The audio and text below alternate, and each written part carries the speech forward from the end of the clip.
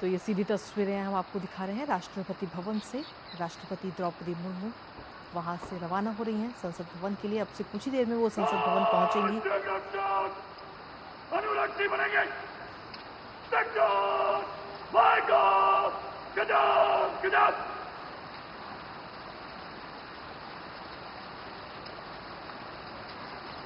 तो सीधी तस्वीर इस वक्त आपको दिखा राष्ट्रपति भवन से, जहां राष्ट्रपति द्रौपदी मुर्मू इस समय संसद भवन के लिए रवाना हो चुकी हैं और अब से कुछ ही देर में वो संसद भवन पहुंचेंगी, जिसके बाद में वहां पर आज से बजट सत्र की शुरुआत हो रही है और सबसे पहले सदन को संबोधित करते हुए नजर आएंगी राष्ट्रपति द्रौपदी मुर्मू, जहां सदन के दोनों सदनों में उनका एक संयुक्त बैठक और उसमें उनका अभिभाषण होगा।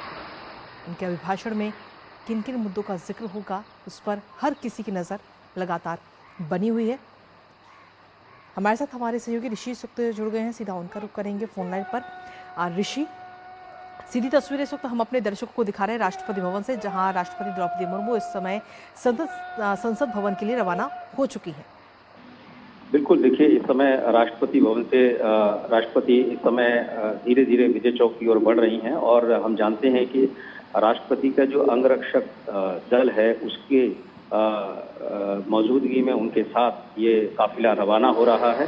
और हम जानते हैं कि इस जो राष्ट्रपति का जो काफिला होता है इसकी एक अलग खासियत है, जिसमें जो घुड़सवार होते हैं और जो उनकी जो पूरी रूपरेखा होती है, उनकी जो ड्रेस होती है, सब कुछ तय होता है।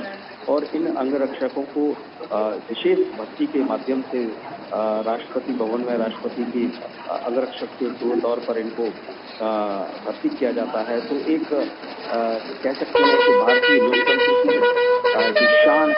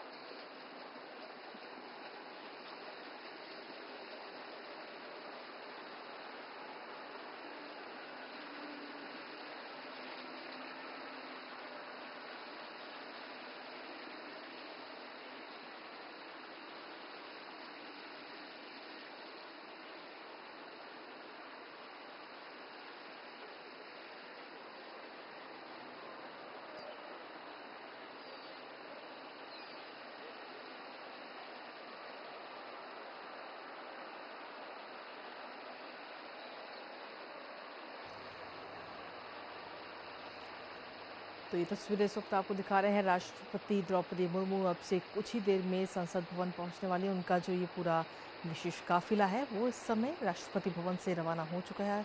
अपनी विशेष बग्गी में सवार हैं इस वक्त देश की राष्ट्रपति द्रौपदी मुर्मू और उनके साथ में पूरे उनके अंगरक्षक दल भी इस वक्त आप देख पा रहे हैं स्क्रीन पर। तो ये सीधी तस्वीरें राष्ट्रपति भवन से निकलता हुआ महामहिम का ये पूरा काफिला अब से कुछ ही देर में जब वो संसद भवन पहुंचेंगी तो वहां पर सदन की जो संयुक्त बैठक है उसको संबोधित करेंगी। उनका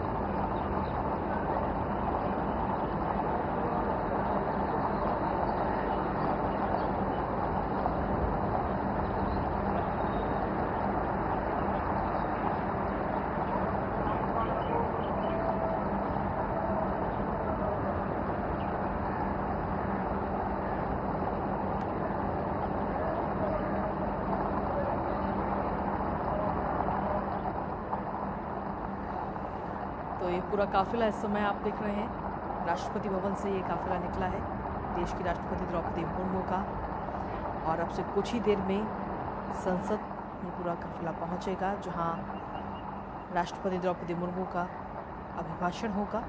संयुक्त बैठक को संबोधित करते हुए नजर आएंगी महामहिम और ये अब से कुछ ही देर का और इंतजार। दरअसल आपको बता दें कि आज से संसद के बजट सत्र की शुरुआत हो रही है और बजट सत्र की शुरुआत में सबसे पहले राष्ट्रपति का संबोधन होता है, उनका अभिभाषण होता है, जिसके बाद में उनके अभिभाषण पर 3 दिन चर्चा भी होगी और इसी के साथ बजट पेश किया जाएगा 1 फरवरी को रविवार को। तो बजट से काफ़ी ज़्यादा उम्मीदें, लेकिन उससे पहले जब राष्ट्रपति का अभिभाषण होगा तो उस पर भी हर किसी की नज़र है कि इस बार राष्ट्रपति के अभिभाषण में वो किन चीज़ों का उल्लेख करेंगी, क्योंकि उसके बाद में उनके अभिभाषण पर 3 दिन चर्चा भी सदन में होगी। तो फिलहाल ये पूरा अपनी विशेष बग्गी में सवार है इस वक्त महामहिम और उनके साथ में उनके अंगरक्षक बल और सीधी तस्वीरें आपको दिखा रहे हैं। राष्ट्रपति भवन से ये काफिला, उनका विशेष काफिला निकल चुका है, रवाना हो चुका है संसद भवन के लिए। अब से कुछ ही देर में वो संसद भवन पहुंचेंगी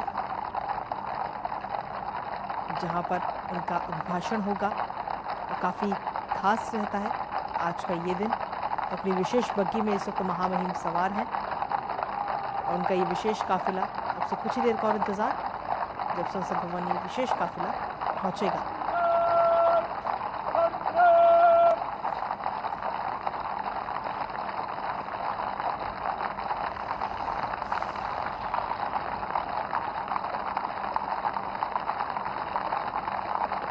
तो घोड़ों की आप आवाज़ आप सुन पा रहे होंगे और ये तस्वीरें भी आपको दिखा रहे हैं। इस विशेष बग्गी में सवार हैं इस समय महामहिम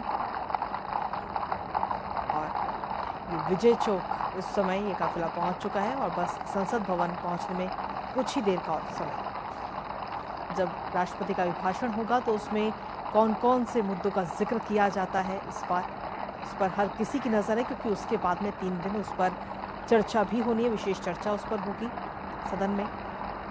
तो ऐसे में ये तस्वीरें इस वक्त आपको हम दिखा रहे हैं, ये एरियल शॉट, और ये पूरा काफिला इस वक्त संसद भवन की ओर रवाना हो चुका है।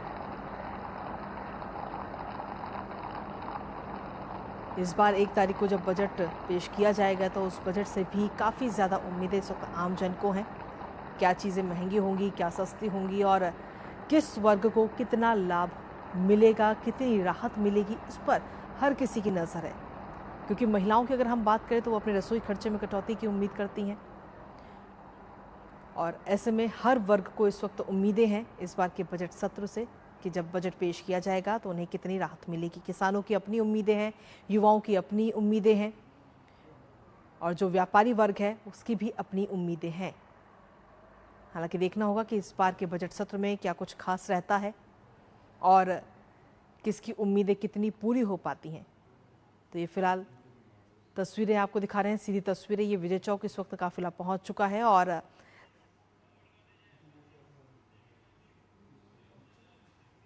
संविधान का आर्टिकल 87 यानी अनुच्छेद 87, इस अनुच्छेद के अनुसार राष्ट्रपति के संसद में संबोधन से सत्र की शुरुआत होती है। ये एक पारंपरिक शुरुआती दस्तूर है। काफिला जो कि संसद भवन परिसर के द्वार पर पहुंच गया है और अंदर प्रवेश कर रहा है। राष्ट्रपति द्रौपदी मुर्मू संसद भवन में प्रवेश करती है। ये एक पारंपरिक शुरुआती दस्तूर है, राष्ट्रपति का अभिभाषण, जिसका उद्देश्य सरकार की उपलब्धियों, नीतियों और आगामी योजनाओं का व्यापक रोड मैप पेश करना है। काफिला संसद भवन परिसर पहुंच चुका है।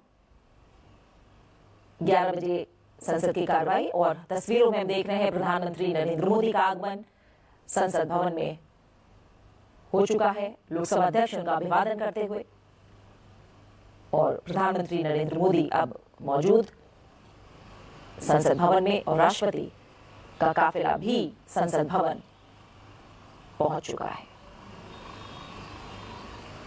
ये भव्य और पारंपरिक काफिला लाल बग्घी में सवार होकर राष्ट्रपति का आगमन,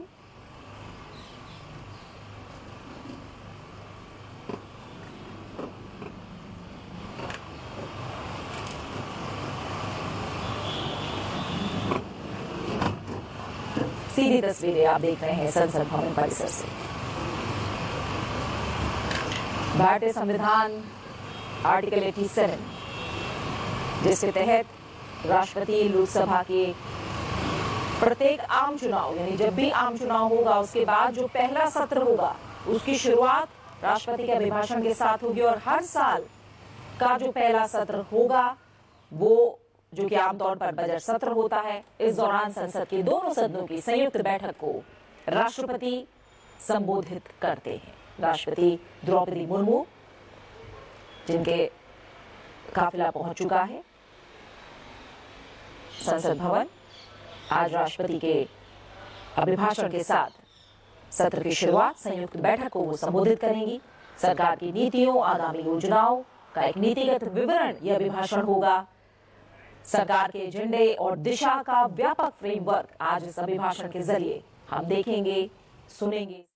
आज इस अभिभाषण के जरिए हम देखेंगे, सुनेंगे, समझेंगे।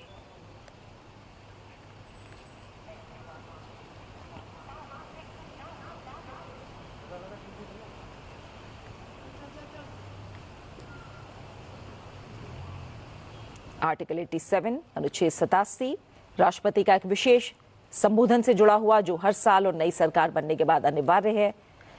इसके अलावा अनुच्छेद 86 की अगर बात करें तो ये राष्ट्रपति को संसद के किसी भी सदन या संयुक्त सदन को संबोधित करने का अधिकार देता है। उपराष्ट्रपति सीपी राधाकृष्णन, प्रधानमंत्री नरेंद्र मोदी, लोकसभा अध्यक्ष ओम बिरला राष्ट्रपति के स्वागत और अभिवादन के लिए तैयार।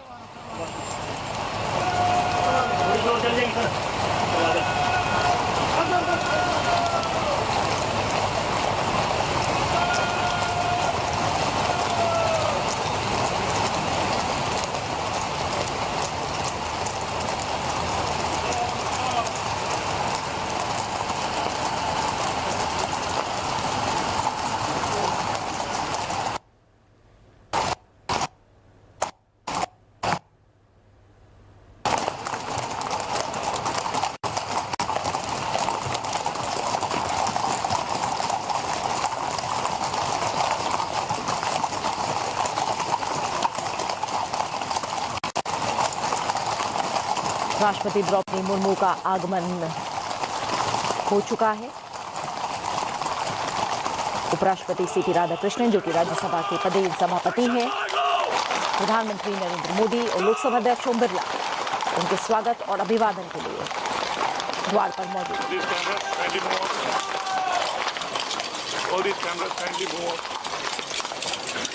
सामने से हट जाइए, राष्ट्रपति जी को सलामी मिलेगा, आप सामने से हट जाइए। मीडिया प्लीज सामने से हट जाएं, राष्ट्रपति जी को सलामी मिलेगा। आप जो है प्रोग्राम खराब कर रहे हैं, साइड में जाइए।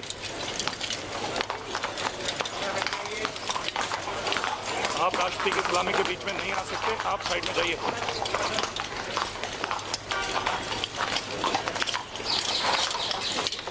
सेंटर कैमरा प्लीज, आप साइड में जाइए। राष्ट्रपति पहुंच चुके हैं। कैमरामैन साइड में जाइए। उपराष्ट्रपति और राज्यसभा के पदेन सभापति साइड में चलिए, सलामी भी लाइव। सीपी राधाकृष्णन, हमें नहीं देखना अपना। प्रधानमंत्री नरेंद्र मोदी और लोकसभा अध्यक्छ ओम बिरला हमें एक ही तस्वीर में दिखाई दे रहे हैं। संसदीय कार्य मंत्री किरेन रिजिजू जी भी वहां मौजूद हैं। सलामी देंगे। दार्चुन तुलून मदद तक।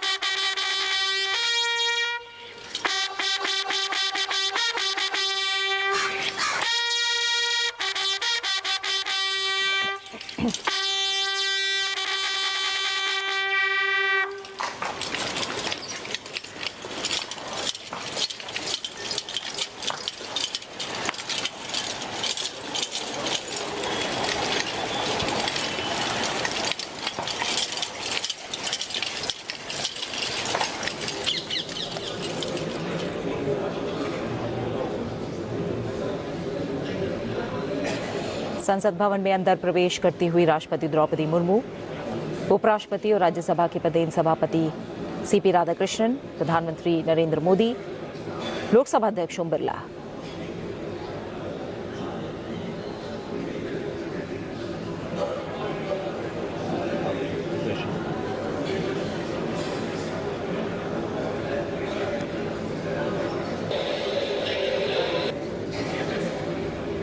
करती हुई राष्ट्रपति द्रौपदी मुर्मू,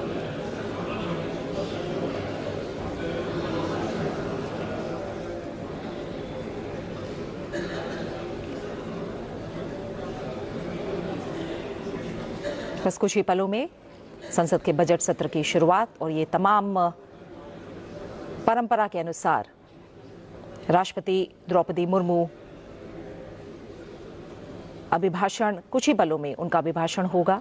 हम तस्वीरों में देख रहे हैं राष्ट्रपति द्रौपदी मुर्मू, उपराष्ट्रपति सीपी राधाकृष्णन, प्रधानमंत्री नरेंद्र मोदी और लोकसभा अध्यक्ष ओम बिरला, साथ ही तमाम केंद्रीय मंत्री भी मौजूद हैं।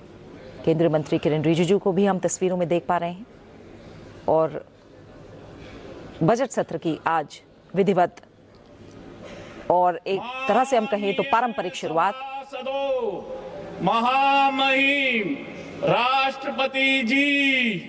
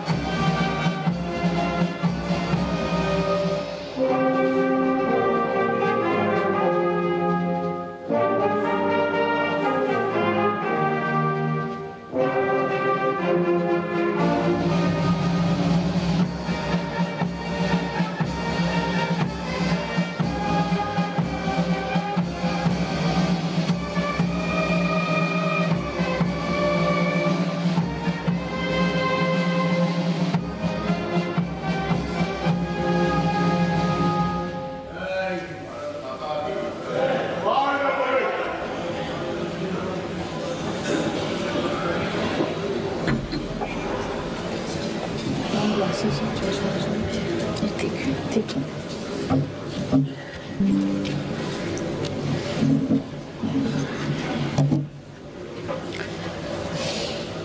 माननीय सदस्यगण, संसद के इस समावेश सत्र को संबोधित करते हुए मुझे अत्यंत खुशी हो रही है। बीता वर्ष भारत के तेज विकास और विरासत के उत्सव के रूप में स्मरणीय रहा है। ये कालखंड अपने साथ अनेक प्रेरणाएं लेकर आया है। इस समय वंदे मातरम के 150 वर्ष होने पर पूरे देश में समारोह आयोजित हो रहा है। सभी देशवासी इस महान प्रेरणा के लिए ऋषि बंकिम चंद्र चट्टोपाध्याय जी को नमन कर रहे हैं। मैं आप सभी संसद सदस्यों को बधाई देती हूं कि इस पूर्ण अवसर पर संसद में विशेष चर्चा का आयोजन किया गया है। माननीय सदस्यगण, इसी दौरान देशवासियों ने श्री गुरु तेग बहादुर जी का 350 शहीद दिवस पर्व पूरी श्रद्धा के साथ मनाया। भगवान बिरसा मुंडा के 150 जन्म जयंती वर्ष के दौरान देश ने उन्हें श्रद्धांजलि दी और आदिवासी समाज के योगदान को याद किया। सरदार पटेल की 150वीं जन्म जयंती से जुड़े आयोजन ने एक भारत श्रेष्ठ भारत के भाव को मजबूत दी। सभी देशवासी इस बात के भी साक्षी बने कि कैसे भारत रत्न भूपेन हजारिका की जन्म शताब्दी के समारोह सूर और देश का एकता के भाव से भर दिया गया है। जब देशवासी अतीत के ऐसे महान पड़ावों और अपने पूर्वजों के महान योगदान को याद करते हैं तो नई पीढ़ी के प्रेरणा मिलती है। ये प्रेरणा विकसित भारत के और हमारी यात्रा के ओर गति देती है। माननीय सदस्यगण, वर्ष 2026 के साथ ही हमारे देश इस सदी के दूसरी पड़ाव पर पहुंच गया है। भारत के लिए सदी के पहले 25 वर्षों का समापन अनेक सफलताओं, गौरवशाली उपलब्धियों और असाधारण अनुभवों के साथ हुआ है। बीते 10-11 वर्षों में भारत ने हर क्षेत्र में अपनी नींव मजबूत की है। ये वर्ष 2047 तक विकसित भारत की तेज यात्रा का बहुत बड़ा आधार है। माननीय सदस्यगण, बाबा साहेब अम्बेडकर ने हमेशा समानता और सामाजिक न्याय पर जोर दिया है। हमारे संविधान भी हमें यही प्रेरणा देता है। सच्चा सामाजिक न्याय यानी देश के हर नागरिक को उसका पूरा हक मिले, बिना किसी भेदभाव से मिले। मेरी सरकार सच्ची सामाजिक न्याय के लिए समर्पित है और इसी का नतीजा है कि पिछले एक दशक में 25 करोड़ देशवासी गरीबी को हराकर गरीबी से बाहर निकल के सरकार के तीसरे कार्यकाल में गरीबों को सशक्त करने के लिए अभियान और तेजी से आगे बढ़ा है। पिछले एक दशक में गरीबों के 4 करोड़ पक्के घर बने। बीते एक वर्ष में 32 लाख नए घर गरीबों के को मिले। जल जीवन मिशन के 5 वर्षों में 12.5 करोड़ नए परिवारों तक पाइप से पानी पहुंचाया गया है। बीते एक वर्ष में करीब 1 करोड़ नए परिवार तक नल से जल की सुविधा पहुंची। उज्ज्वला योजना के माध्यम से अब तक 10 करोड़ से ज्यादा परिवारों को एलपीजी कनेक्शंस मिले हैं और पिछले वर्ष भी ये अभियान तेजी से आगे बढ़ रहा है। मेरी सरकार पारदर्शी और ईमानदार व्यवस्थाओं को स्थायी बना रही है। इसी एक वर्ष में सरकार ने 7 लाख करोड़ रुपया से अधिक लाभ डीबीटी के माध्यम से सीधे लाभार्थियों को पहुंचाया। माननीय सदस्यगण, मेरी सरकार दलितों, पिछड़ों, वंचितों, जनजातीय समाज सभी के लिए पूरी संवेदनशीलता से काम कर रही है। सबका साथ सबका विकास का विजन देश के हर नागरिक के जीवन में सकारात्मक प्रभाव ला रहा है। वर्ष 2014 की शुरुआत में सिर्फ 25 करोड़ नागरिकों तक की सोशल सिक्योरिटी की योजनाएं पहुंच पाती थी। सरकार के प्रयासों में निरंतरता की वजह से आज करीब 95 करोड़ भारतीयों को सोशल सिक्योरिटी का कवच मिला है। गरीब मरीजों के लिए प्रारंभ की गई आयुष्मान भारत योजना से बीते वर्ष तक देश भर के अस्पतालों में 11 करोड़ से अधिक मुफ्त इलाज किए जा चुके हैं। इस योजना के तहत बीते वर्ष 2.5 करोड़ गरीबों के मुफ्त इलाज मिला है। बीते लगभग 1.5 वर्षों में करीब 1 करोड़ बुजुर्गों को वय वंदना कार्ड जारी किए गए हैं। इनकी मदद से करीब 8 लाख बुजुर्गों ने अस्पतालों में भर्ती रहते हुए अपना मुफ्त इलाज कराया है। आज देश में बने 1,80,000 आयुष्मान आरोग्य मंदिर की वजह से मरीजों को घर के पास इलाज मिलना सुनिश्चित हुआ है। मेरी सरकार ने बड़ी बीमारियों के खिलाफ निर्णायक लड़ाई लड़ी है। सिकल सेल एनीमिया उन्मूलन मिशन में 6.5 करोड़ से अधिक नागरिकों का स्क्रीनिंग की गई है। इससे कई जनजातीय इलाकों में इस बीमारी को रोकने में मदद मिली है। मिशन मोड में चलाए जाए गए अभियानों के कारण जापानी इंसेफेलाइटिस जैसे बीमारियों पर प्रभावी नियंत्रण पाया गया है। उत्तर प्रदेश के कई पिछड़े इलाके ग्रामीण क्षेत्रों में इस रोग की प्रभावी रोकथाम सुनिश्चित हुई है। ये गर्व की बात है कि विश्व स्वास्थ्य संगठन में भारत को आंखों का संक्रमण ट्राइकोमा से मुक्त घोषित कर दिया है। मेरी सरकार हर नागरिक को बीमा सुरक्षा देने के लिए भी प्रतिबद्ध है। प्रधानमंत्री जीवन ज्योति बीमा योजना और पीएम सुरक्षा बीमा योजना की इसमें बड़ी भूमिका है। इन योजनाओं से करोड़ों जरूरतमंद नागरिकों को बीमा कवरेज मिला है। इनके तहत 24,000 करोड़ रुपया से अधिक का क्लेम भी दिया गया है।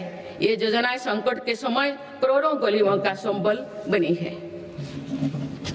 माननीय सदस्यगण, मुझे ये देखकर संतोष है कि आज देश के युवा किसान, श्रमिक और उद्यमी विकसित भारत के निर्माण में अपनी भूमिका का लगातार विस्तार कर रहे हैं। बीते वर्ष के उत्साहवर्धक आंकड़े इसका प्रमाण है।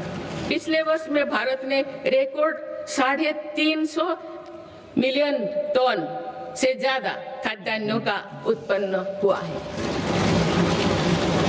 150 मिलियन टन उत्पादन के साथ भारत दुनिया का सबसे बड़ा चावल उत्पादन देश बन गया है। हमारा देश विश्व का दूसरे सबसे बड़ा मछली उत्पादन देश भी बना है। ये ब्लू इकोनॉमी में देश की सफलता को दिखाता है। दूध उत्पादन क्षेत्र में भी भारत दुनिया के सबसे सफल देश के रूप में जाना जाता है। एक सहकारिता आंदोलन की मजबूती का परिणाम है। देश के मैन्युफैक्चरिंग सेक्टर में भी इस दौरान रिकॉर्ड ग्रोथ दर्ज किया है। मोबाइल मैन्युफैक्चरिंग जैसे फील्ड में भारत अब दुनिया का दूसरे सबसे बड़ा देश बन गया है।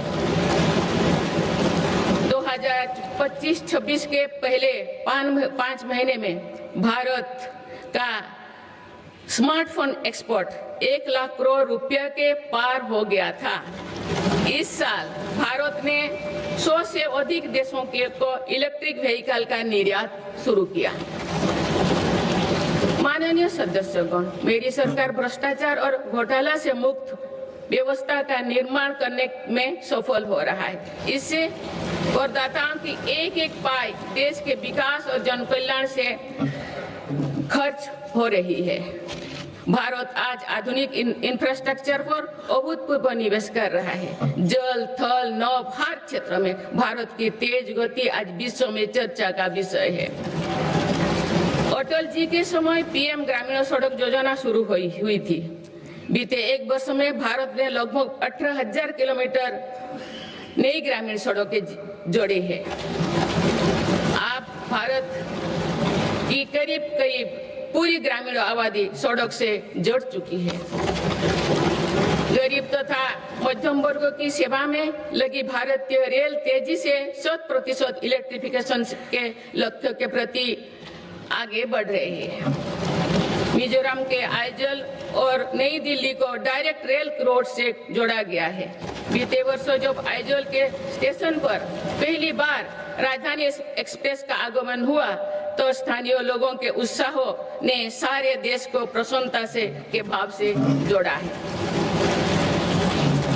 जम्मू कश्मीर विश्व के सबसे उच्च रेलवे आर्च ब्रिज, चुनाव ब्रिज और तमिलनाडु में नई पोंगन ब्रिज का निर्माण कर भारत ने इंफ्रास्ट्रक्चर क्षेत्रों में एक कीर्तिमान स्थापित किया है। आज जम्मू कश्मीर से केरल तक 150 से ज्यादा वंदे भारत ट्रेनों का नेटवर्क खड़ा हो चुका है। कुछ दिन पूर्व ही वंदे भारत ट्रेनों के नई पीढ़ी का पदार्पण हुआ है। बंगाल से असम के बीच वंदे भारत स्लीपर ट्रेनों की शुरुआत भारत की रेल प्रगति की नई उपलब्धि है। भारत के मेट्रो नेटवर्क पर भी देशवासियों को गर्व है। 2025 में भारत का कुल मेट्रो नेटवर्क 1000 किलोमीटर के ऐतिहासिक आंकड़ों को पार कर गया है। भारत दुनिया के तीसरी सबसे बड़े मेट्रो नेटवर्क वाला देश बन गया है। मेरी सरकार ने इनलैंड वाटरवेज के विकास पर भी अनेक काम किए हैं। पहले भारत में राष्ट्रीय जलमार्गों की संख्या 5 थी, जो अब 100 से अधिक हो चुकी है। इससे उत्तर प्रदेश, बंगाल, बिहार समेत पूर्वी भारत के राज्य लॉजिस्टिक हब बनकर उभर रहे हैं। क्रूज टूरिज्म से तटीय और नदी इलाकों में पर्यटन बढ़ रहा है और स्थानीय अर्थव्यवस्था मजबूत हो रही है। माननीय सदस्यगण, स्पेस टूरिज्म भी आप भारत की पहुंच से दूर नहीं है। भारत के युवा अंतरिक्ष यात्री शुभांशु शुक्ला का इंटरनेशनल स्पेस स्टेशन पर पहुंचना एक ऐतिहासिक यात्रा का आरंभ है। आने वाले समय में हमारा देश अंतरिक्ष में भारतीय स्टेशन की स्थापना की दिशा में आगे बढ़ने वाला है। देश बहुत उत्साह के साथ गगनयान मिशन पर भी काम कर रहा है।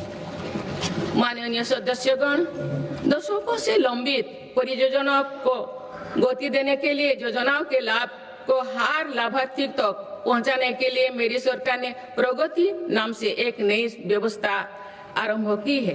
दिसंबर 2025 में प्रगति के 50वें बैठक का ऐतिहासिक पड़ाव भी आया।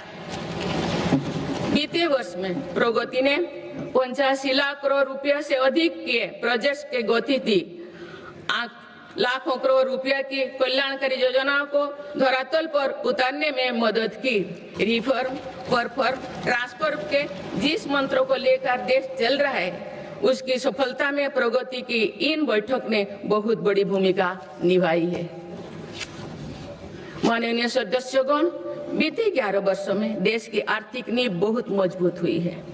दुनिया में अनेक प्रकार के संकटों के बावजूद भारत दुनिया की फास्टेस्ट ग्रोइंग मेजर इकोनॉमी बना हुआ है। भारत ने महंगाई दर को कम रखने के अपने रिकॉर्ड को और बेहतर किया है। इसका सीधा फायदा देश के गरीब और मध्यम वर्गीय परिवारों को हो रहा है। मेरी सरकार ने नीतियों के कारण देशवासियों की आय बढ़ी है, बचत बढ़ी है और खरीद शक्ति में भी वृद्धि हुई है। अभी यूरोपियन यूनियन के साथ फ्री ट्रेड एग्रीमेंट पर जो सहमति हुई है, मैं सभी देशवासियों को इसके लिए बहुत बहुत बधाई देती हूँ। ये ऐतिहासिक कदम भारत में मैन्युफैक्चरिंग सेक्टर और सर्विस सेक्टर के गति देगा। भारत के युवाओं के लिए रोजगार के अनेक नए अवसर बनाएगा। माननीय सदस्यगण, आज मेरी सरकार रिफॉर्म्स एक्सप्रेस के पथ पर चल रही है। पुराने नियमों और प्रावधानों को भविष्य की जरूरत के हिसाब से निरंतर बदला जा रहा है। सभी ने देखा है कि कैसे जीएसटी में ऐतिहासिक नेक्स्ट जनरेशन रिफॉर्म ने देशवासियों का उत्साह से भर दिया। इस रिफॉर्म के कारण देशवासियों को 1 लाख करोड़ रुपए की बचत सुनिश्चित हुई। जीएसटी में कटौती के बाद वर्ष 2025 में 2 व्हीलर का रजिस्ट्रेशन 2 करोड़ से पार कर गया है। ये अपने आप में नया रिकॉर्ड है। इनकम टैक्स कानून भी अब नए स्वरूप में सामने आया है। 12 लाख रुपया तक की आय पर टैक्स जीरो करने का ऐतिहासिक फैसला लिया गया है। ऐसे रिफॉर्म से गरीब और मध्यम वर्ग परिवारों को अभूतपूर्व फायदा हो रहा है। इससे देश की अर्थव्यवस्था को भी नई गति मिली है। माननीय सदस्यगण, देश में अनेक नए सेक्टर्स के उदय के साथ ही श्रमिकों के हितों को सुरक्षित करना भी उतना ही आवश्यक है। नई श्रमिक कानून लागू करने के पीछे भी ये उद्देश्य है। लंबे समय से देश के श्रम शक्ति दर्जनों कानूनों में उलझे हुए थे। इसको आप सिर्फ 4 कोड में सीमित किया गया है। इससे श्रमिकों के उचित वेतन भत्ते और अन्य कल्याणकारी लाभ मिलने आसान हुई है। देश के युवाओं और महिलाओं को इसका खास तौर से फायदा होगा। माननीय सदस्यगण, मेरी सरकार भारत को ग्रीन ग्रोथ और आधुनिक टेक्नोलॉजी का पावर हाउस बनाने में जुटे हैं। तेजी से बढ़ती डिजिटल अर्थव्यवस्था, एआई और डेटा सेंटर्स निवेश बढ़ रहा है। इकोनॉमी के इस नए स्वरूप के लिए अधिक ऊर्जा की भी जरूरत है। इस दिशा में परमाणु ऊर्जा की बड़ी भूमिका है। हाल ही में पारित शांति अधिनियम से 2047 तक 100 गीगावाट परमाणु ऊर्जा का लक्ष्य पाने में मदद मिलेगी। इस ऐतिहासिक रिफॉर्म के लिए मैं आप सभी का बहुत बहुत अभिनंदन करती हूँ। न्यूक्लियर के अलावा भारत सोलर पावर सेक्टर में तेजी से आगे बढ़ रहा है। पीएम सूर्यघर मुक्त बिजली योजना से देश के आम उपभोक्ता आप बिजली के उत्पादक बन रहे हैं। आप तक लगभग 20 लाख रूफटॉप सोलर सिस्टम लगाए जा चुके हैं। इससे लाखों परिवारों के घर में बिजली का उत्पादन बढ़ा है और इन परिवारों के बिजली बिल कम हुई है। इन सभी प्रयासों से भारत एक दशक के अंत तक 500 गीगावाट की रिन्यूएबल एनर्जी कैपेसिटी को लक्ष्य पर जरूर हासिल करेगा।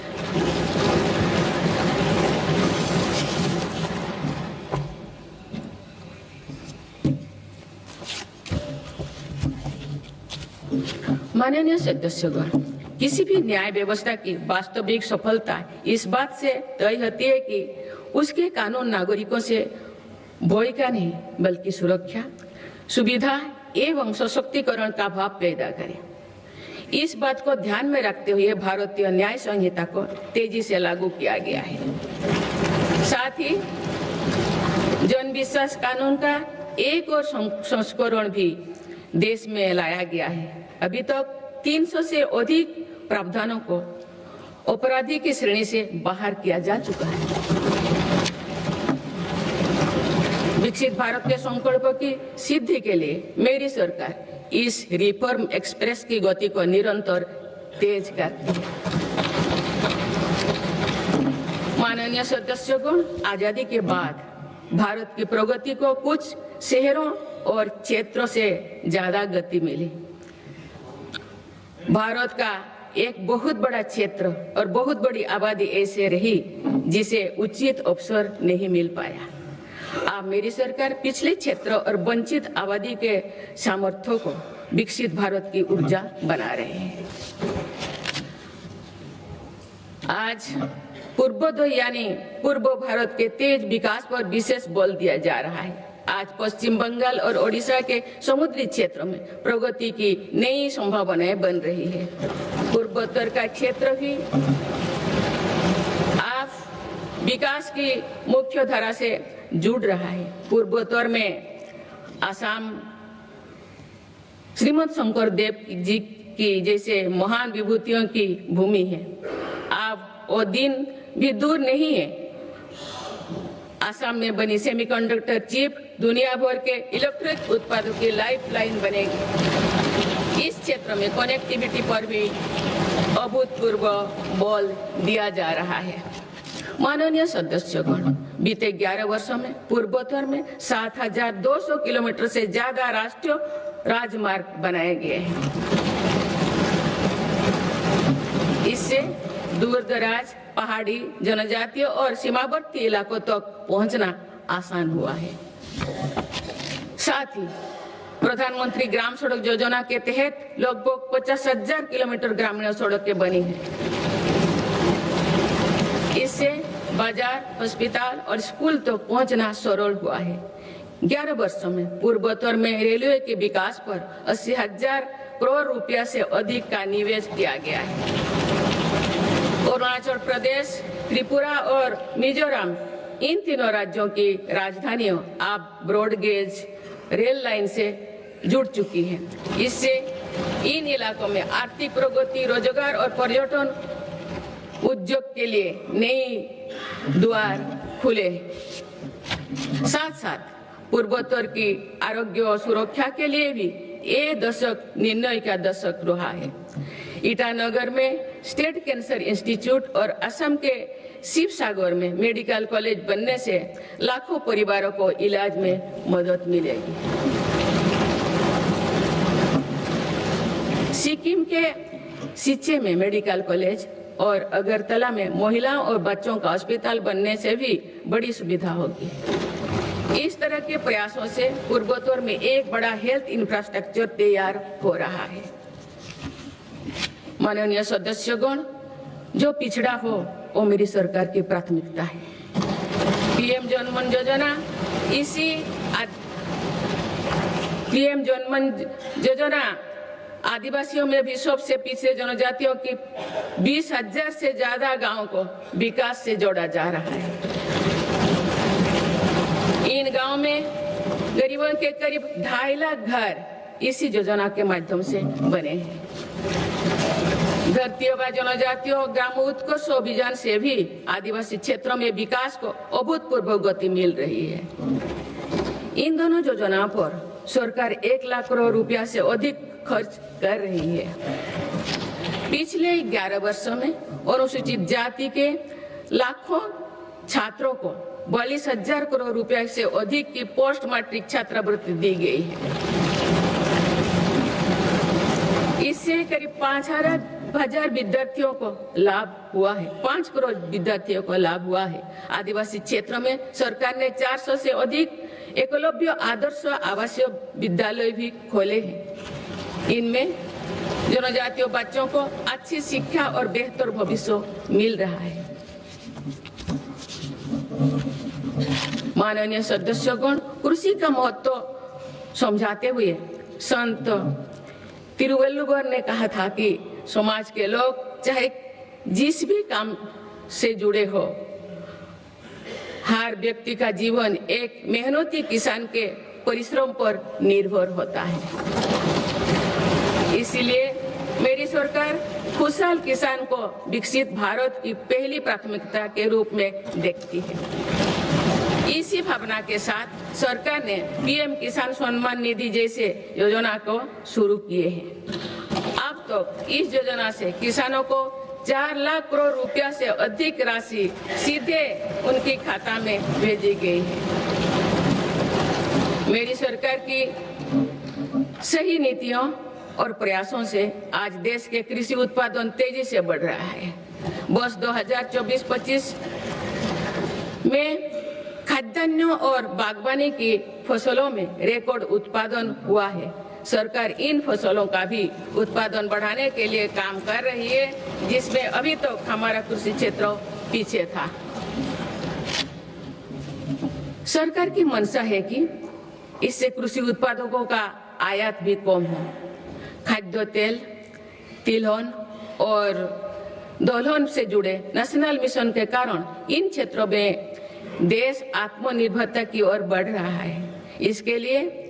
इसके बल पर 2024-25 में देश में ऑयल सीड फसलों का उत्पादन भी बढ़ा है। किसानों की अतिरिक्त आय के लिए सरकार द्वारा मिलर्स यानी श्री अन्न को वैश्विक स्तर पर बढ़ावा देने का कार्य भी निरंतर जारी है। माननीय सदस्यगण, आज किसानों को अनाज उत्पादन के साथ ही पशुपालन, मत्स्य पालन और मधुमक्खी पालन से भी आर्थिक प्रगति के रास्ते से जोड़ा जा रहा है। कोस्ट लाइन पर रहने वाले मछुआरों को एक्सक्लूसिव इकोनॉमिक जोन का लाभ देने के लिए नई नीति बनी है। इसके साथ ही हाई सीज की क्षमताओं के इस्तेमाल में सक्षम बनाने के लिए भी नई पॉलिसी बनाई गई है। 2024-25 में देश का मत्स्य उत्पादन लगभग 200 लाख टन हो गया है। 2014 की तुलना में इसमें कुल 105% की बढ़ोतरी हुई है। माननीय सदस्यगण, मेरी सरकार ने एग्रीकल्चर सेक्टर के आधुनिकीकरण के लिए और बेहतर लॉजिस्टिक्स निर्माण के लिए एग्रीकल्चर इंफ्रास्ट्रक्चर फंड की व्यवस्था भी की है। मुझे ये साझा करते हुए खुशी हो रही है कि इसके जरिए अब तक 1.25 लाख करोड़ रुपया से अधिक का निजी निवेश आकर्षित हुआ है। इससे युवाओं के लिए रोजगार के लाखों नए मार्ग भी सृजित हुई है। सरकार की दूरदर्शिता से देश में फूड प्रोसेसिंग क्षमता 20 गुना बढ़ी है। इससे किसानों को उनकी फसल का बेहतर मूल्य मिल रहा है। माननीय सदस्यगण, ग्रामीण क्षेत्र में रोजगार और विकास के लिए विकसित भारत जी राम जी कानून बनाया गया है।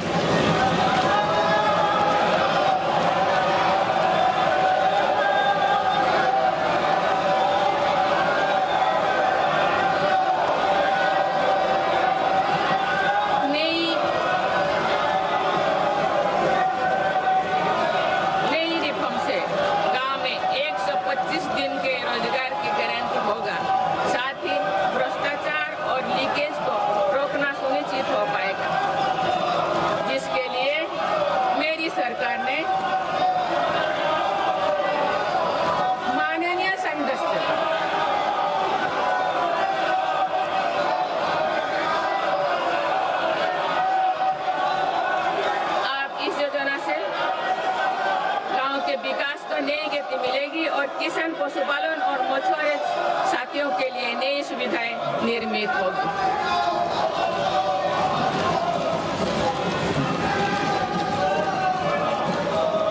माननीय सदस्यगण, मेरी सरकार कृषि और पशुपालन जैसे सेक्टर्स में सहकारिता आंदोलन को सशक्त बना रही है। आज त्रिभुवन सहकारी यूनिवर्सिटी से सहकारिता से जुड़े लोगों को सीखने और आगे बढ़ने का मौका मिल रहा है। इसके अलावा 10,000 से ज्यादा FPOs के माध्यम से भी कृषि क्षेत्रों को सशक्त किया जा रहा है।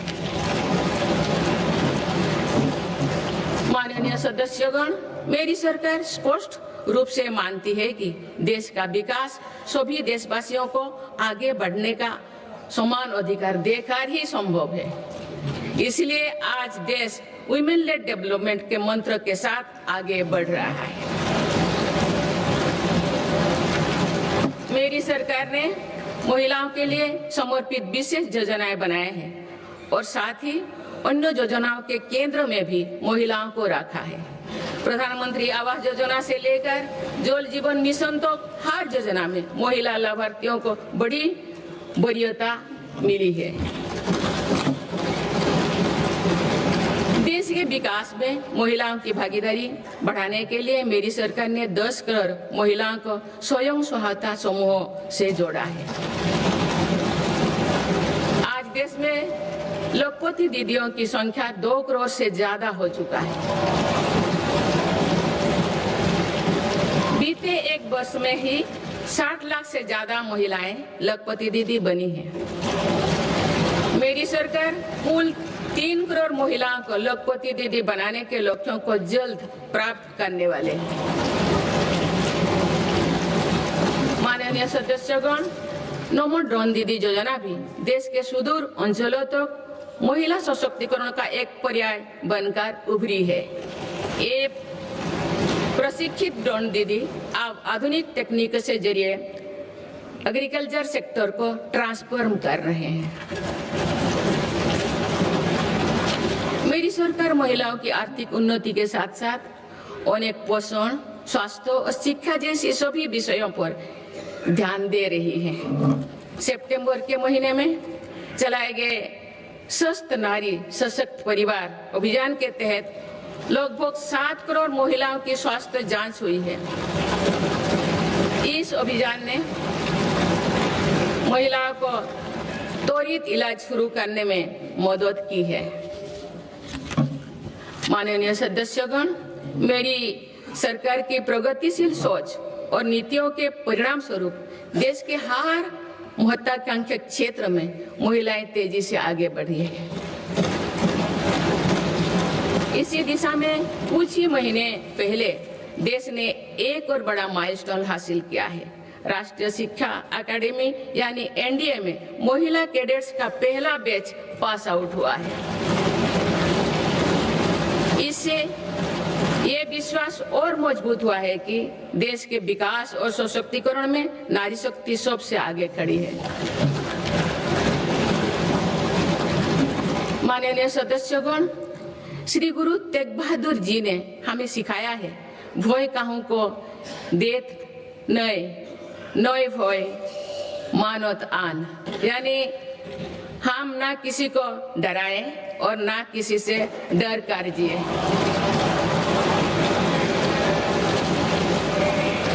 इसी निडर मन से, इसी भावना से देश की सुरक्षा सुनिश्चित कर सकते हैं।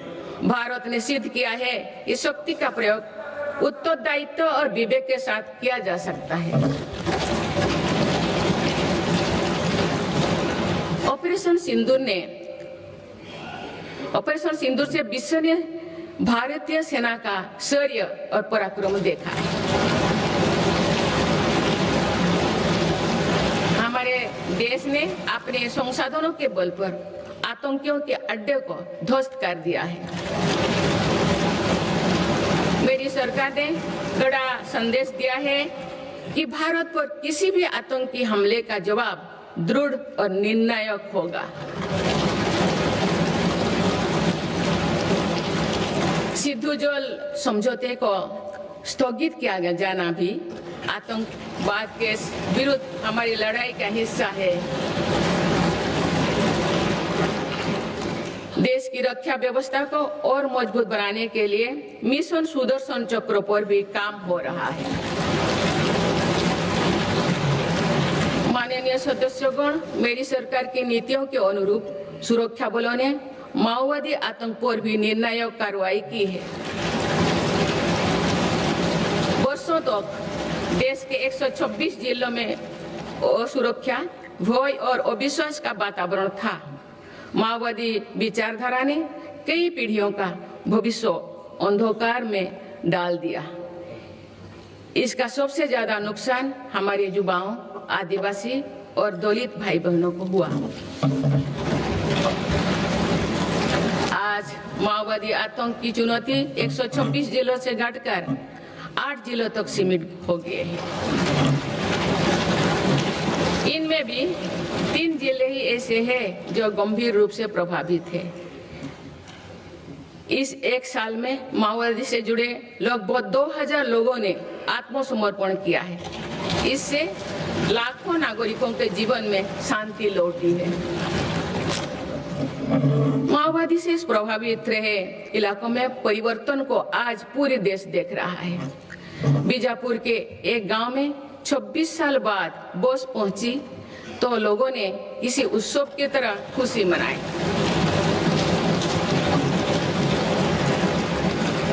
बस्तर ओलंपिक में युवा बढ़ चढ़कर हिस्सा ले रहे हैं। हथियार छोड़ चुकी व्यक्ति आप जगदलपुर में पंडुम कैफे में लोगों की सेवा कर रहे हैं। माननीय सदस्यगण, मेरी सरकार ये सुनिश्चित कर रही है कि जो लोग हथियार छोड़कर मुख्यधारा से जुड़े हैं उनका जीवन पटरी पर लौटे। वो दिन दूर नहीं जो देश से आतंक पूरी तरह से समाप्त हो जाए।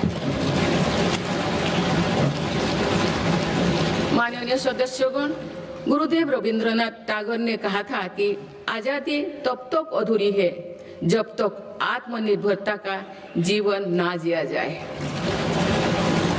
मेरी सरकार भारत को आत्मनिर्भर बनाने की दिशा में निरंतर और ठोस प्रयास कर रहे हैं। आज मेक इन इंडिया के विजन के साथ बने उत्पाद दुनिया के अलग अलग बाजारों तक पहुंच रही है। स्वदेशी को लेकर भी देशवासियों में बहुत उत्साह है। माननीय सदस्यगण, पीएलआई योजना से अभी तक लगभग 2 लाख करोड़ रुपया का निवेश आकर्षित हुआ है। साथ ही 17 लाख करोड़ रुपए से अधिक का उत्पादन हुआ है। भारत का इलेक्ट्रॉनिक सेक्टर अभूतपूर्व गति से विकास कर रहा है। बीते 11 वर्षों में इलेक्ट्रॉनिक्स प्रोडक्शन में 6 गुना वृद्धि हुई है। आज ये 11 लाख करोड़ रुपया का हो चुका है।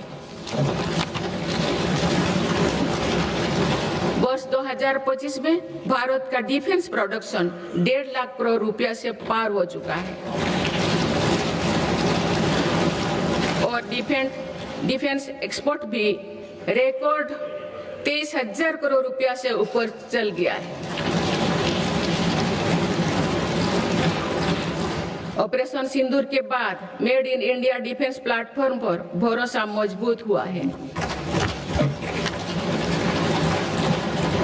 माननीय सदस्यगण, निवेश और निर्यात के मामले में भारत की वैश्विक हिस्सेदारी निरंतर बढ़ रही है। बीते 11 वर्षों में भारत में लगभग $750 बिलियन का एफडीआई आया है। मेरी सरकार भारत में नई सेक्टर्स को प्रोत्साहित दे रही है। आधुनिक मैन्युफैक्चरिंग और भविष्य की टेक्नोलॉजी के लिए माइक्रोचिप में आत्मनिर्भरता बहुत आवश्यक है। वर्ष 2025 में 4 और सेमीकंडक्टर मैन्युफैक्चरिंग यूनिट को मंजूरी दी गई है। भारत में 10 ऐसे फैक्ट्रियां आने वाले समय में अपना काम शुरू करने वाली है। भारत अब नानो चिप निर्माण के लिए भी बड़े कदम उठा रहे हैं। माननीय सदस्यगण, चिप के अलावा एक और बहुत बड़ा क्षेत्र है जिसको लेकर मेरी सरकार ने मिशन मोड पर काम शुरू किया है।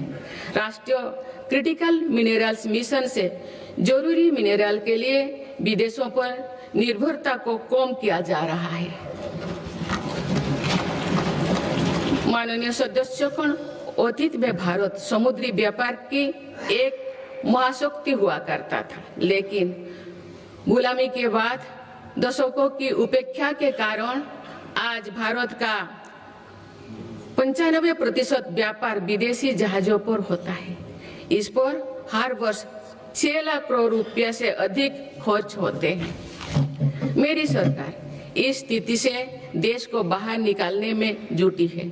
शिपिंग सेक्टर के लिए सरकार ने करीब 70,000 करोड़ रुपया का ऐतिहासिक पैकेज घोषित किया है।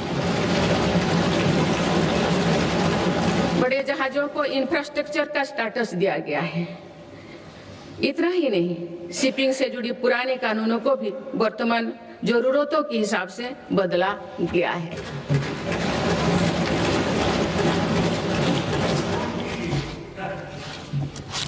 माननीय सदस्यगण, केरल के महान संत श्री नारायण गुरु कहते थे, शिक्षा से ज्ञान प्राप्त करो और संगठन से शक्तिशाली बनो। क्योंकि एक राष्ट्र जब सपने देखता है तो उन सपनों का दृष्टा भी उस राष्ट्र का युवा होता है और उनका निर्माता भी वही युवा होता है। आपको ये जानकर खुशी होगी कि बीते 11 वर्षों में के दौरान देश में सिर्फ इलेक्ट्रॉनिक मैन्युफैक्चरिंग सेक्टर में 25 लाख से अधिक नई रोजगार सृजित हुई है। मेरी सरकार की नीतियों के कारण आज देश में कई नए सेक्टर्स का भी उदय हो रहा है। Semiconductor, green energy, green hydrogen जैसे इन क्षेत्रों में नई रोजगार बन रहे हैं। माननीय सदस्यगण, मेरी सरकार ने बीते वर्षों में आधुनिक इंफ्रास्ट्रक्चर के निर्माण पर 50 लाख करोड़ से अधिक राशि खर्च की है। इंफ्रास्ट्रक्चर पर हुई इस निवेश ने युवाओं के लिए बड़ी संख्या में रोजगार का निर्माण किया है। माननीय सदस्यगण, आज भारत के युवा मन में हम एक और सकारात्मक बदलाव देख रहे हैं। देश का युवा आत्मनिर्भर भारत, स्वदेशी और मेक इन इंडिया को अपनी जिम्मेदारी मान रहे हैं। मुद्रा योजना जैसे प्रयास इन युवाओं में उद्यमिता और स्वरोजगार की भावना को बढ़ावा दे रहे हैं। इस स्कीम के तहत अभी तक 38 लाख करोड़ रुपया से अधिक का फंड छोटे छोटे उद्यमियों को मिला है। करीब 12 करोड़ से अधिक लोन पहली बार स्वरोजगार शुरू करने के लिए दिए गए हैं। इसी तरह पीएम विश्वकर्मा योजना के तहत देश के 20 लाख से अधिक कारीगरों को ट्रेनिंग और बैंक से मदद दी जा रही है। पीएम स्वनिधि योजना के तहत भी रेहड़ी फुटपाथ पर काम करने वाले 72 लाख लोगों को 16,000 करोड़ रुपया की मदद मिल चुकी है। माननीय सदस्यगण, अभी हाल ही में स्टार्टअप इंडिया प्रोग्राम ने अपने 10 लाख पूरे किए हैं। इन 10 साल पूरे किए हैं। इन 10 वर्षों में भारत दुनिया का तीसरा बड़ा स्टार्टअप इकोसिस्टम बन गया है। एक दशक पहले तक देश में 500 से भी कम स्टार्टअप थे। आज देश में लगभग 2 लाख स्टार्टअप पंजीकृत हो चुके हैं। पिछले साल ही करीब 50,000 नए स्टार्टअप्स पंजीकृत हुई है। हमारे स्टार्टअप नेटवर्क में 20 लाख से अधिक युवा काम कर रहे हैं। इन स्टार्टअप्स में से 45% में कम से कम एक डायरेक्टर महिला है। माननीय सदस्यगण, बीते एक वर्ष में विभिन्न रोजगार मेले के माध्यम से मेरी सरकार ने लाखों युवाओं को पक्की नौकरी दी है। प्राइवेट सेक्टर में भी 1 लाख करोड़ रुपए के बजट की प्रधानमंत्री विकसित भारत रोजगार योजना लागू की गई है। इसके तहत 3.5 करोड़ नए रोजगार सृजित किए जा रहे हैं। मेरी सरकार के प्रयासों से आईटी सर्विस, इलेक्ट्रॉनिक्स मैन्युफैक्चरिंग और ग्लोबल कैपेबिलिटी सेंटर्स में भी 1 करोड़ से अधिक युवाओं को रोजगार मिला है। माननीय सदस्यगण, बीते वर्ष देश में 1 लाख से ज्यादा मोबाइल टावर्स के जरिए 4G और 5G नेटवर्क को देश के कोने कोने तक पहुंचाया गया है। डिजिटल इंडिया के विस्तार ने भारत को हजारों करोड़ की क्रिएटिव इकोनॉमी के एक बड़े ग्लोबल सेंटर के रूप में पहुंचाना दी गई है। क्रिएटिव इकोनॉमी को और गति देने के लिए मेरी सरकार ने वेब्स का नया प्लेटफॉर्म भी बनाया है। माननीय सदस्यगण, आज टेक्नोलॉजी तेजी से बदल रही है। इसके कारण जॉब्स का नेचर भी तेजी से बदलता जा रहा है। इसीलिए नेशनल एजुकेशन पॉलिसी को वर्तमान और भविष्य की जरूरतों के हिसाब से तैयार किया गया है। आज स्कूल के स्तर से भी बच्चों में टेक्नोलॉजी और इनोवेशन का माइंडसेट बनाया जा रहा है। इससे अटल इनोवेशन मिशन प्रभावी काम कर रहे हैं। अभी तक देश भर में 1 करोड़ से अधिक विद्यार्थियों को अटल टिंकरिंग लैब्स का लाभ मिल चुका है। इसके अलावा राष्ट्रीय अनुसंधान फाउंडेशन के माध्यम से भी रिसर्च और डेवलपमेंट के कल्चर को गति मिल रही है। माननीय सदस्यगण, देश के आईटीआई नेटवर्क को अपग्रेड करने के लिए 1000 आईटीआई को फ्यूचर रेडी बनाया जा रहा है। इस पर पीएम सेतु योजना के तहत 60,000 करोड़ रुपया खर्च किए जा चुके हैं। मेरी सरकार आधुनिक टेक्नोलॉजी के लिए एक इंडस्ट्री रेडी वर्कफोर्स तैयार कर रही है। अब तो 60,000 युवाओं को सेमीकंडक्टर उद्योग के लिए प्रशिक्षित किया जा चुका है। 10 लाख युवाओं को एआई के क्षेत्र में प्रशिक्षण दिया जा रहा है। माननीय सदस्यगण, आज एआई के दुरुपयोग से पैदा हो रहे क्षेत्र के विषय में गंभीर होना बहुत आवश्यक है।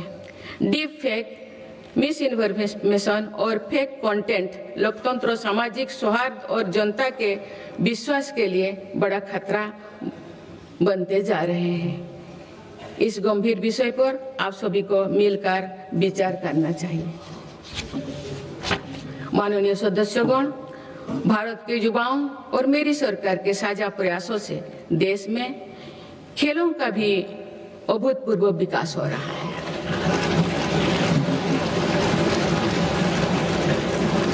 जिस प्रकार हमारे बेटियों का और हमारे दिव्यांग साथियों का प्रदर्शन हो रहा है वो शानदार है। भारत की महिला क्रिकेट टीम ने पहली बार विश्व कप जीता।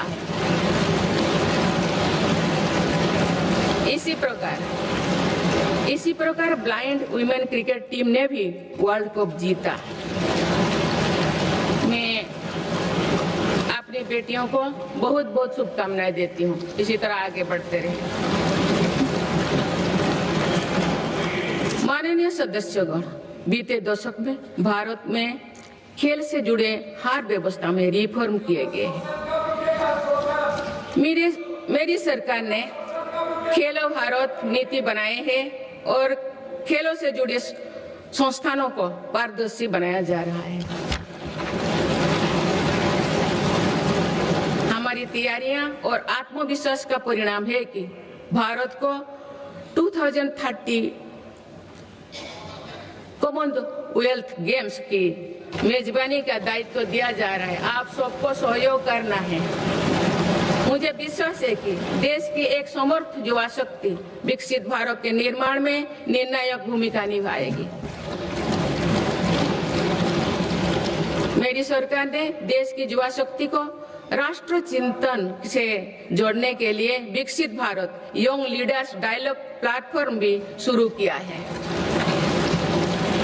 इस वर्ष इस मंच से करीब 50 लाख नौजवानों ने रजिस्ट्रेशन किया। अभी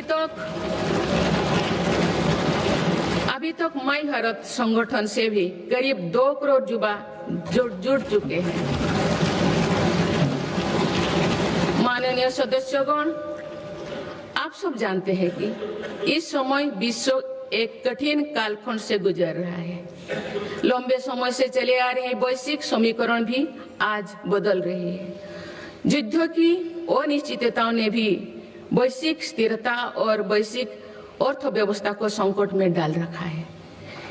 इन सब परिस्थितियों के बीच भी भारत तेज गति से विकास की राह पर आगे बढ़ रहा है।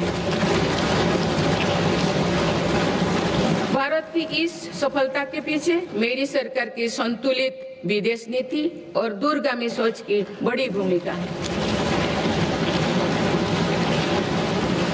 माननीय सदस्यगण, वर्तमान की जटिल वैश्विक परिस्थितियों में भारत विश्व में एक सेतु की भूमिका निभा रहा है।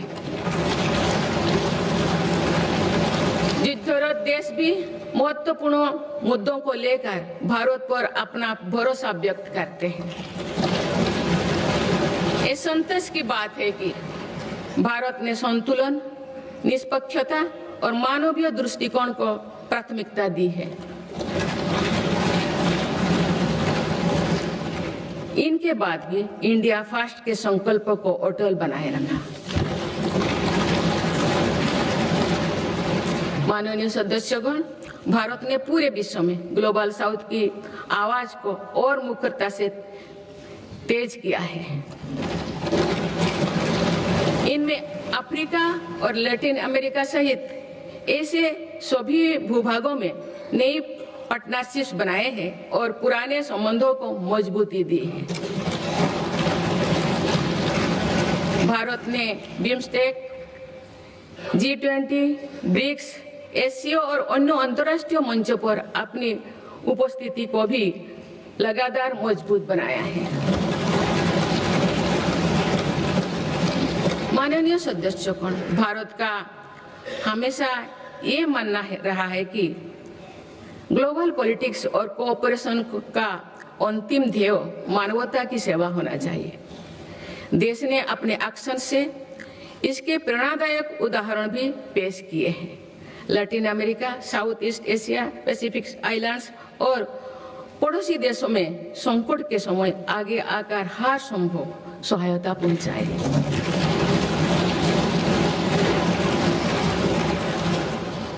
नवंबर 2025 में श्रीलंका में साइक्लोन दितबाह के दौरान मेरी सरकार ने ऑपरेशन सागर बंधु चलाया है।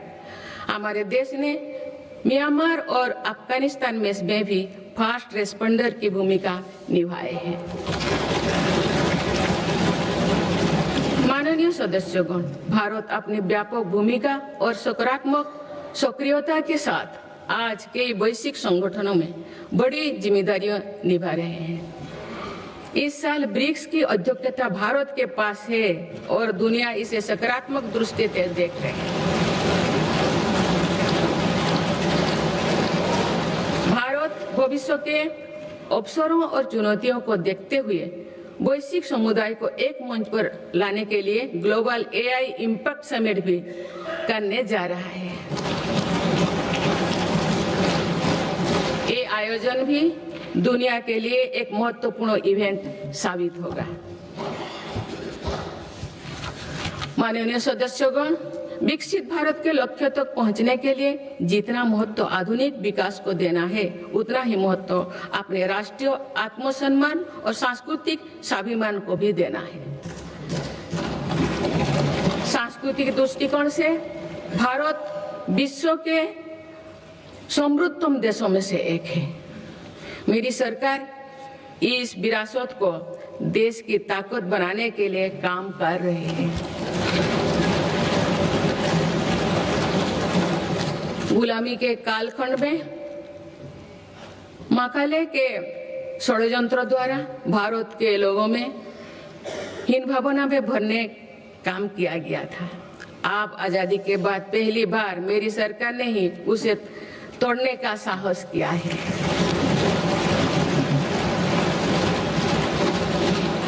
माननीय सदस्यगण, आज देश अपनी सांस्कृतिक धरोहर को सहेजने और संवारने के लिए हर मोर्चों पर काम कर रहा है। इसी दिशा में मेरी सरकार के प्रयासों से 100 वर्षों बाद भगवान बुद्ध के पवित्र अवशेष वापस भारत लौटे।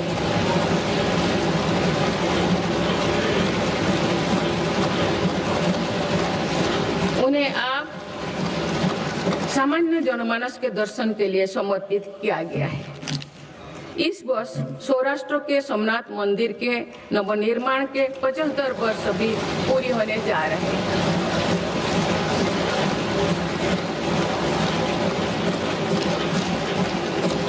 सोमनाथ मंदिर पर हुए आक्रमण के बाद 1000 वर्षों की यात्रा भारत की धार्मिक निष्ठा, समानता, संस्कृति और चिरस्थायी का प्रतीक है। इस अवसर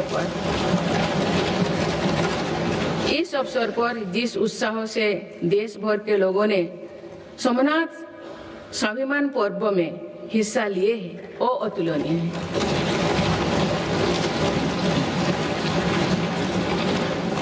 कुछ ही समय पूर्व राजेंद्र चल द्वारा गंगईकोंडा चोलापुरम की स्थापना की भी 1000 वर्ष पूरी थी। इस अवसर ने भी करोड़ों देशवासियों को अपनी अतीत को गर्व करने का मौका दिया गया है। माननीय सदस्यगण, हमारा भारत प्राचीन ज्ञान विज्ञान का केंद्र रहा है। ये ज्ञान विज्ञान प्राचीन पांडुलिपियों के रूप में हजारों वर्षों से पीढ़ी दर पीढ़ी सुरक्षित होता आया, परंतु विदेशी आक्रमणों और आजादी के बाद की उपेक्षा के कारण इस संपदा को बड़ा नुकसान हुआ है। आप मेरी सरकार इस ज्ञान भंडार का संरक्षण करने जा रहे हैं।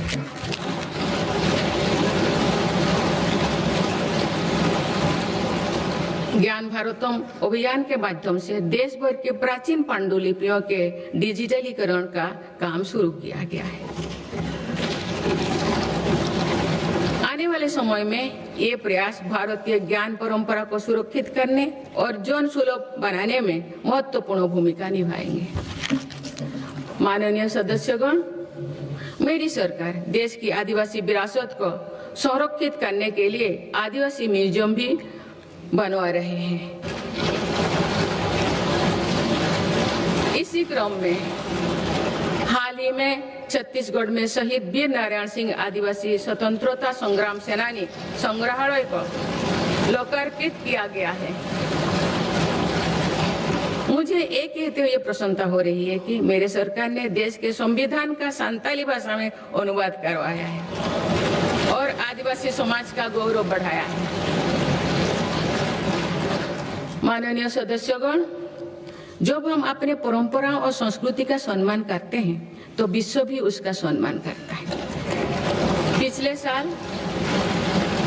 पिछले साल यूनेस्को ने हमारे पर्व दीपावली को अपनी intangible cultural heritage of humanity की लिस्ट में शामिल किया है। दीपावली की पूरी दुनिया में बढ़ती लोकप्रियता के साथ ही यूनेस्को द्वारा उसका रिकॉग्निशन हम सब भारतीयों के लिए गर्व की बात है। माननीय सदस्यगण, विभिन्न मतों, अलग अलग विचारों के बीच ये सर्वमान्य है कि राष्ट्र से बड़ा कुछ नहीं है।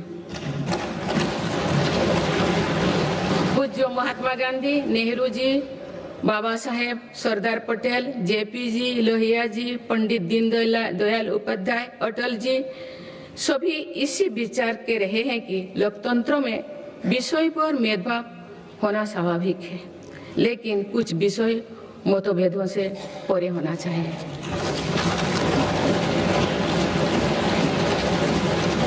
विकसित भारत का संकल्प, भारत की सुरक्षा, आत्मनिर्भरता, स्वदेशी का अभियान, एकता के लिए प्रयास, स्वच्छता, राष्ट्र से जुड़े ऐसे विषयों पर सांसदों को एकमत होना ही चाहिए।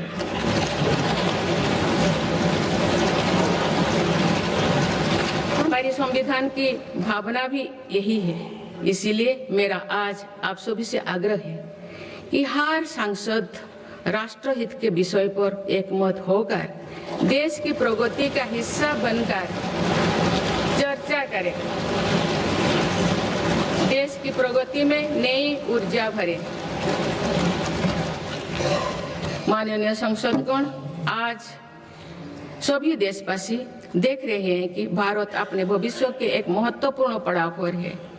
आज जो निर्णय लिए जा रहे हैं इसका प्रभाव आने वाले वर्षों में दिखाई देगा। विकसित भारत का लक्ष्य भी किसी एक सरकार या एक पीढ़ी तक सीमित नहीं है। ये एक सतत यात्रा है। इस यात्रा में हम सभी के प्रयास, अनुशासन और निरंतरता का महत्व है। आने वाले समय में देश की प्रगति हमारी सामूहिक संकल्पों से ही होगा। मुझे विश्वास है कि संसद, सरकार और नागरिक तीनों मिलकर विकसित भारत के संकल्प को सिद्ध करेंगे।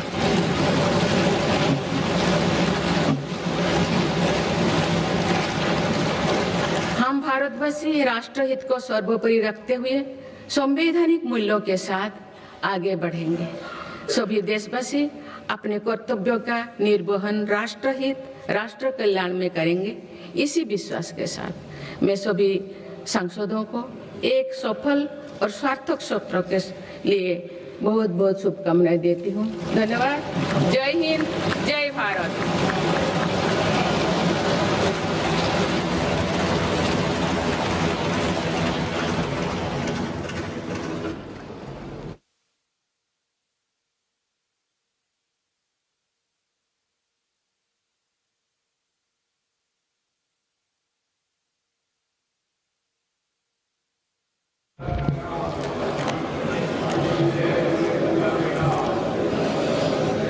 தாயின் அன்பாய், தந்தையின் அறிவாய், குருவின் ஒளியாய், தாயாய், தந்தையாய், குருவாய், தெய்வமாய் நாம் அனுதினமும் வழிபடுகின்ற சர்வ சக்தியும் தன்னகத்தை கொண்டிருக்கின்ற புனித பாரத அன்னையின் பொற்பாதங்களை முதற்கண் பணிந்து வணங்கி, मैं भारत माता के पवित्र चरणों को स्पर्श करता हूँ और उनको प्रणाम करता हूँ।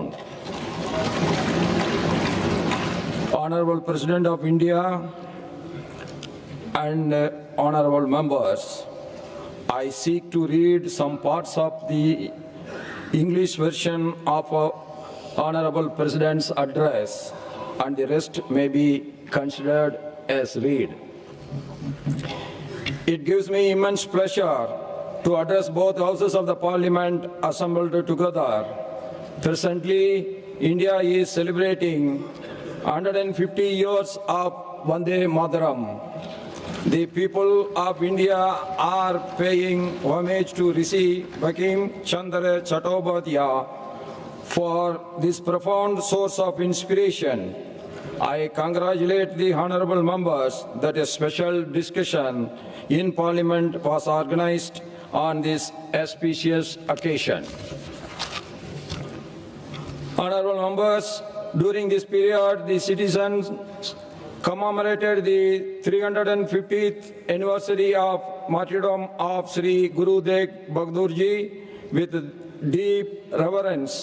During the 150th birth anniversary year of Bhagavan Birsa Munda, the nation paid tribute to him and remembered him the contributions of the tribal community. The events associated with the 150th birth anniversary of Sardar Patel have strengthened the spirit of Ek Bharat, Shrestha Bharat. All citizens also witnessed that the birth centenary celebrations of Bharat Ratna Bhupin Hazarika were imbued with melodies and spirit of national unity. Over the past 10-11 years, India has strengthened its foundation in every sphere. The period has become a big cornerstone for India's rapid journey towards becoming Viksit Bharat by 2047. Honorable members, Baba Saheb Ambedkar always laid emphasis on equality and social justice. Our constitution also inspires us in the same spirit. My government is fully committed to true social justice. As a result of this, 25 crore citizens have come out of poverty during the last decade. During the last decade, 4 crore Pakka houses have been built for the poor. Possession of 32 lakh new houses has been given to the poor during the last year. During the 5 years of Jal Jeevan Mission, 12.5 crore new households have been provided pipe water. Through the Ujjwala Yojana, till date, more than 10 crore households have been provided with LPG connections. My government is institutionalizing transparent and honest systems. In just last 1 year, my government has provided benefits worth more than 6.75 lakh crore rupees directly to the beneficiaries through direct benefit transfer. Honorable members, my government is working with the full sensitivity for all, for Dalits, backward classes, marginalized and tribal communities. At the beginning of 2014, social security schemes could reach only 25 crore citizens. With these continuous efforts of my government, about 95 crore Indians have social security cover today. I am satisfied to see that the youth, farmers, workers and entrepreneurs of our country are expanding their role continuously towards building a Viksit Bharat. In the last year, India has achieved a record production of over 350 million tons of food grains. With a production of 150 million tons, India has become the largest rice-producing country in the world. Our country has become the second largest fish-producing nation globally, reflecting the nation's success in the blue economy. In the field of milk production as well, India is counted among the most successful countries in the world. This is the result of the strength of cooperative movement. The country's manufacturing sector has also shown record growth during this period. Even in the field of mobile manufacturing, India has become the second largest country in the world. In the first 5 months of 2025-26, India's smartphone export has crossed 1 lakh crore rupees.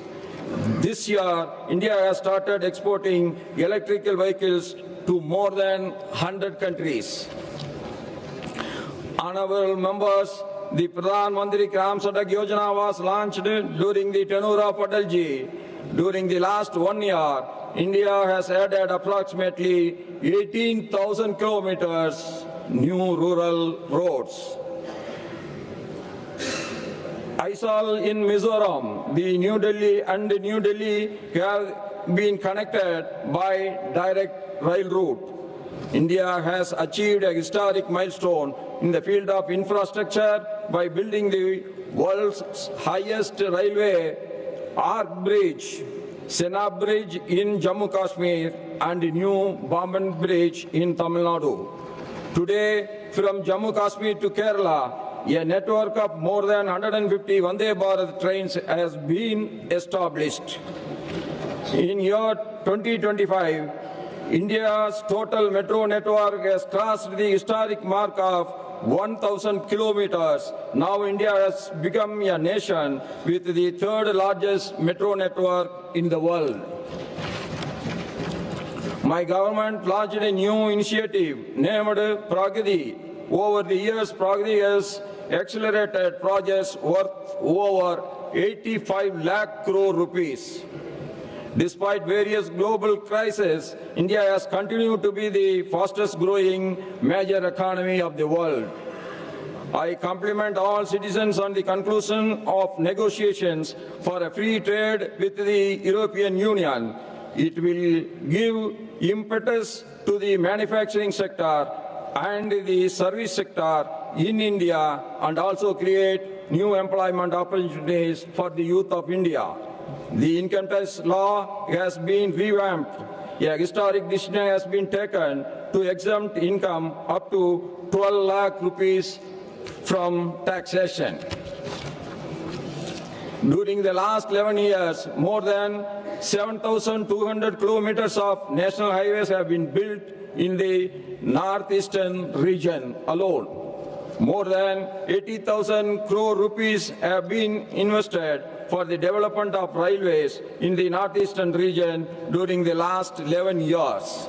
The capital of Arunachal Pradesh, Tripura and Mizoram have been connected through broad gauge railway lines. The establishment of medical college in Sikkim, Siche, and a hospital for women and children in Agartala will greatly enhance healthcare facilities. Honorable members, those who are deprived are the priority for my government. The PM Janman scheme is working on this very priority. Under this scheme, over 20,000 villages of the most deprived communities of tribals are being developed. Over the past 11 years, lakhs of students of scheduled caste communities have been granted post-matric scholarships with an expenditure of more than 42,000 crore rupees. This has benefited nearly 1 crore students. The government has also established more than 400 Eklavya model residential schools in tribal areas. To increase women's participation in national development, my government has connected 10 crore women to self-help groups. Today, the number of Lakbadi Didi in the country is more than 2 crores. The Namo Drone Didi initiative has also emerged as the symbol of women empowerment. My government has announced a historic package of about 70,000 crore rupees for the shipping sector. Large ships have been granted the status of infrastructure. Sri Narayana Guru, the great saint of Kerala, said, "Acquire knowledge through education and become powerful through organization." New employment opportunities are being created in new areas like semiconductor, green energy and green hydrogen. My government has invested more than 50 lakh crore rupees in the development of modern infrastructure. Under the Mudra Yojana, a fund of over 38 lakh crore rupees have been provided to the small entrepreneurs. Honorable members, with the efforts of my government, more than 1 crore youth have also been employed in IT services, electronics manufacturing, and global capability centers. To further accelerate the creative economy, my government has also launched a new platform called Waves. My government has formulated the Khelo India policy and made sports-related institutions transparent. India has been entrusted with the responsibility of hosting the Commonwealth Games 2030. Honorable members, India has amplified the voice of Global South across the world. India has forged new partnerships and reinforced long-standing relationships across regions, including Africa and Latin America, and strengthened the old ties. India had also consistently strengthened its presence on various international platforms like PIMS, Tech, G20, BRICS, and SCO. This year, India holds the presidency of BRICS, and the world is viewing it with great optimism. India is also going to host a global AI Impact Summit. Honorable members, this year also marks the completion of 75th year of reconstruction of Somnath Temple in Saurashtra region. The 1,000-year journey following the attacks on the Somnath Temple stands as a symbol of India's religious devotion, Sanatan culture, and eternal faith. 1,000 years of establishment of Gangaikonda Cholapuram by Rajendra Chola were celebrated. Through the Gyan Bharat Mission, digitization of the ancient manuscripts has begun across the country. I am happy to announce that my government has enhanced the pride of tribal community by translating the constitution in Sandali language. Honorable members, last year UNESCO has included our Diwali festival in its list of intangible cultural heritage of humanity.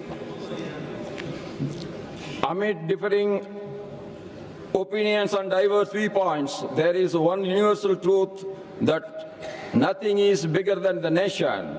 Revered Mahatma Gandhi ji, Nehru ji, Baba Saheb Sardar Patel ji, Jayaprakash Narayan ji, Logia ji, Pandit Dinadayal Upadhyaya ji, and Atal ji have all shared the belief that the difference of opinion on issues are natural in democracy, but there are certain subjects which are beyond all differences. The resolve of Viksit Bharat, the security of India, Atmanirbhar Bharat, the campaigning of Swadeshi, efforts towards national unity, Swachhata, and in all such matters related to the nation, this House must stand united.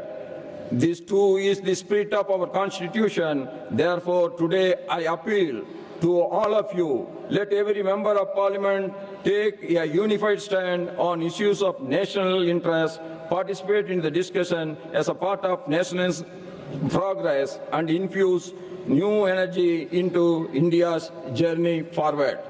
I am confident that the Parliament, the government, and the citizens, all three together, will fulfill the resolve of Viksit Bharat. The citizens of India will move forward by placing national interest above all and by upholding constitutional values.